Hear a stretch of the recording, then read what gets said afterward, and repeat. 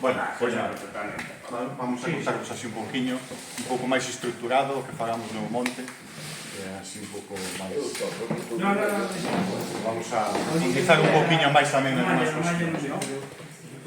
Bueno, claro, que fagábamos antes, o primeiro o principal problema que temos co tema das turbegas aquí é que son moi descoñecidas. Entón, claro, se non se coñecen, non se valoran. E aparte, cando se fai supoñendo boa fe en calquer tipo de proxecto no medio, se ti non sabes o que hai, non o tes en consideración cando faz eses proxectos, non? Entón, o primeiro é saber que hai unha turbega, parece que saber identificar que son as turbegas. É mellor empezar desde pequenos, como a miña filla, que empezou ben pequeno a aprender que é unha turbega. Isto é en Tierra del Fuego. Vale, entón, claro, a primeira pregunta que nos facemos, agora que estivemos vendo unha, que é un sitio que non é especialmente cómodo, que te mollas, estas cousas, entón, parece que non é un sitio moi cómodo, moi interesante, aparentemente, por que nos preocupamos de estudar este tipo de sistemas, non? Porque hai equipos de xente traballando, intentando saber como funcionan, en que estado están e como conservarlas da mellor forma. Entón, eso, fundamentalmente, que é o que falaremos agora ao longo da presentación, isto é simplemente un resumo, fundamentalmente por 4 ou 5 cuestións menores, como é que son a principal defensa ante o cambio climático no mundo, son esenciais tanto para a regulación como para a calidade da auga potable, son puntos especialmente valiosos na conservación da biodiversidade e son as mellores novelas sobre a historia do planeta. Por qué? Porque teñen memoria. E teñen memoria e guardan esa información de forma ordenada. Hai outros lugares, como por exemplo os xeos polares. Cal é o problema? Que os xeos polares só hai 2 no planeta. As turbegas están distribuídas por todo o planeta. Entón, como a reconstrucción da evolución do planeta necesita construir un puzzle onde vamos metendo peza a peza e necesitamos ter información moi ben distribuída por todo o planeta para ver canto dos patróns é un patrón xenérico e canto dos patróns é un patrón modulado por as condicións específicas de cada sitio, non? Entón, son 4 puntos a considerar na súa importancia, non?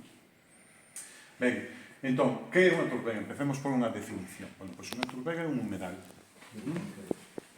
Claro, se eu digo a turbega, moita parte da sociedade se queda como está.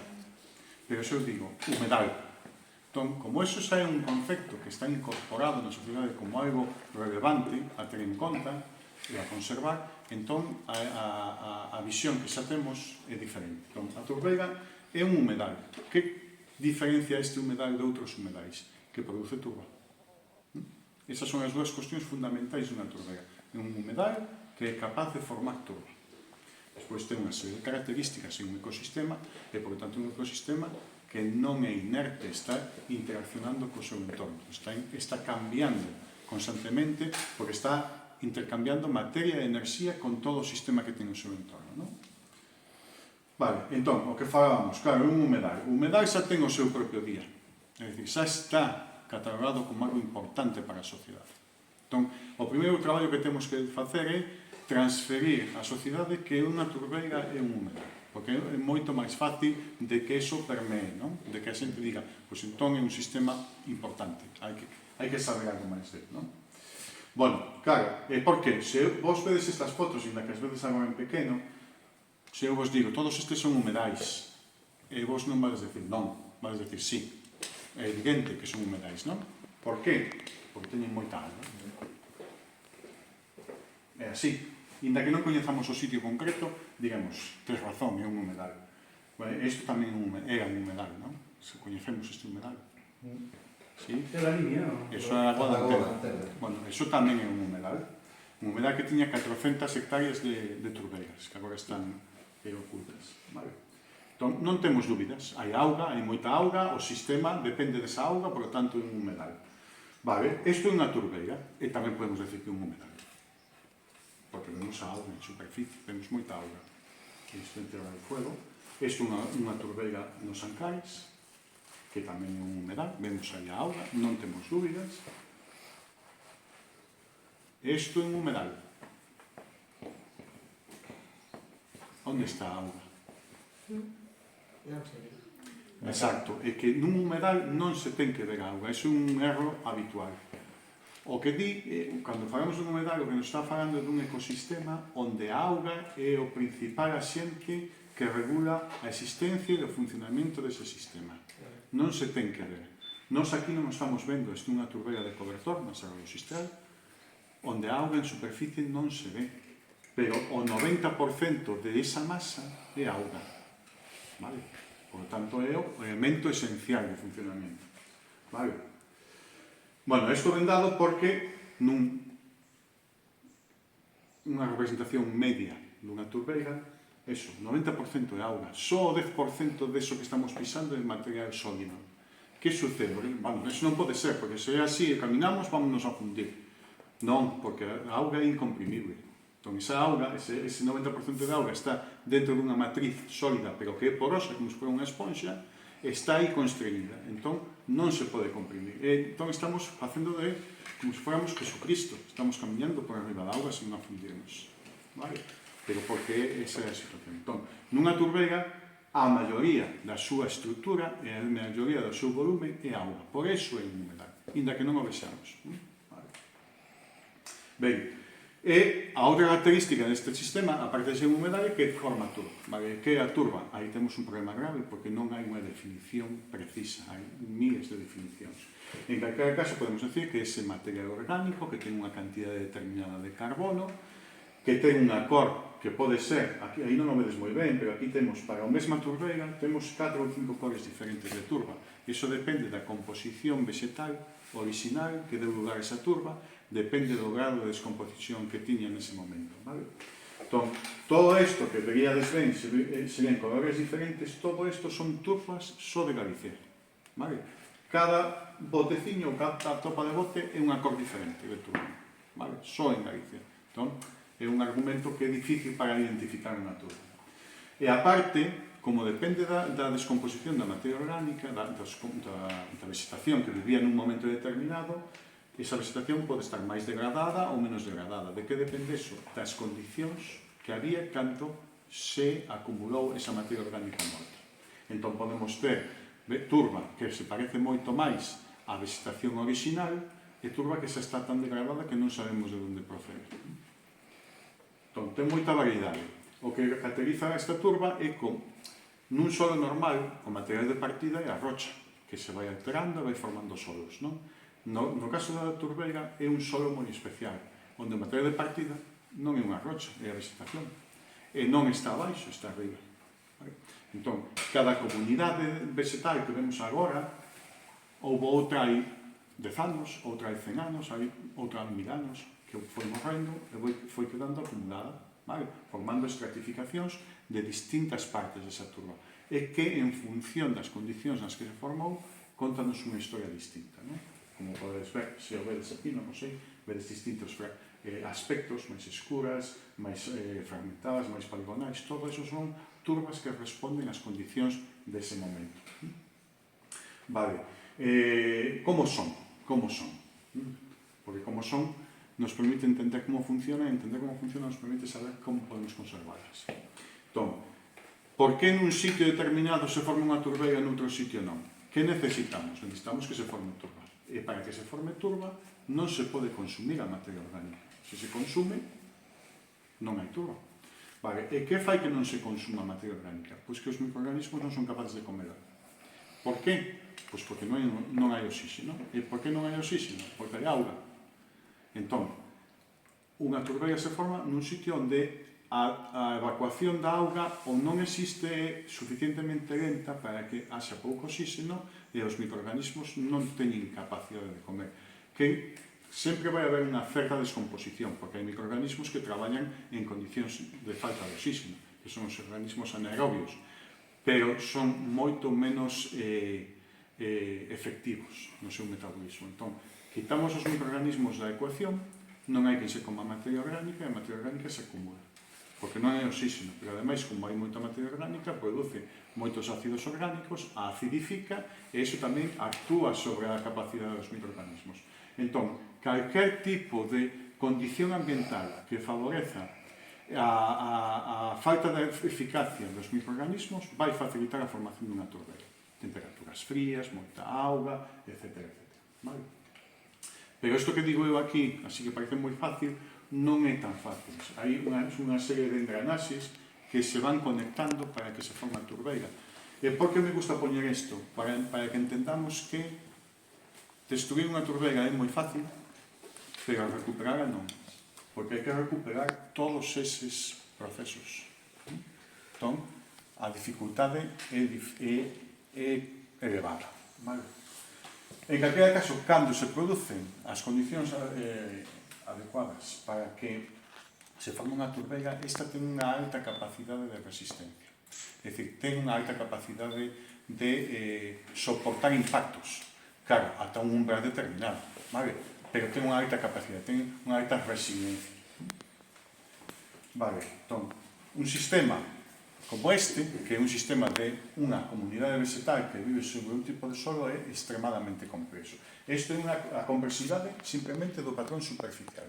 Sabedes que a distribución da vegetación é distinta dentro da turbeira en función da dinámica da auga. Entón, aí xa temos unha complexidade no seu estudio. Non? Pero, ademais, o interior, o ese solo, que é o responsable de que exista esa comunidade, tamén é moi complexo, porque depende da auga. E a auga non está sempre no mesmo sitio, estáse movendo. Estáse movendo ao longo dos anos, estáse movendo nas estacións. Entón, hai momentos en que na superficie hai máis auga, e menos auga. Entón, iso fai que a actividade biolóxica e microbiolóxica sexa distinta. Entón, é un solo complexo, que hai que recuperar cando temos que conservar. Isto sería un modelo estándar de como funciona. Isto sería o nivel de auga dunha turbeira. Temos unha zona da turbeira que sempre está chea de auga e temos unha zona da turbeira na que fluctúa. A veces ten auga, a veces non ten auga. Entón, aí as cousas cambian. Cando aumentan moito as condicións de seca ou falta de auga, o nivel freático baixa e queda máis espacio para o oxígeno para que se consuma esa materia orgánica. Cando as condicións son de moita aportación de auga, sube o nivel freático e hai moito menos oxígeno. En función de quen domine, a turbeira vai emitir á atmósfera ou CO2 ou metano, en condicións naturais, pero nunhas tasas moito máis pequenas da capacidade que tende a acumular ese carbono. Por lo tanto, ten un balance positivo de sumidoiro de carbono. Claro, se nós drenamos, ou algo parecido que estivemos vendo hoxe, eliminamos ao aporte de auga, o que vai pasar é isto. Vai baixar o nivel freático, vamos ter moita materia orgánica en contacto co oxígeno, e se vai consumir en forma de CO2 que vai á atmósfera e vai potenciar o efecto invernadero. Vale?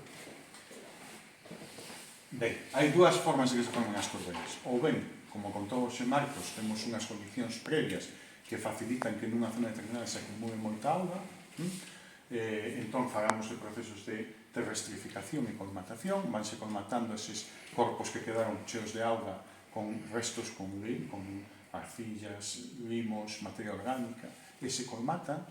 Ou ben, non pasa eso, o que pasa é que hai un cambio a maior escala, por exemplo, un extenso do nivel do mar, que fai de tapón, e hai moitos sitios que antes evacuaban a auga con naturalidade e que quedan taponados. Eso é un proceso de paludificación, que non ten nada que ver coa enfermidade, vale? Ben, outra cousa necesaria para poder proteger é saber o que hai. Entón, os inventarios son básicos. Necesitamos ter vos inventarios. Vos quere decir coñecer os sitios e coñecer como son eses sitios. Porque se non sabemos o que hai, é difícil de proteger. Entón, cal é a distribución? Se vos fixades, a distribución das turbeiras no mundo é moi pequena. Estamos falando apenas dun 3% da parte emerxida do planeta. Iso é pouquísimo.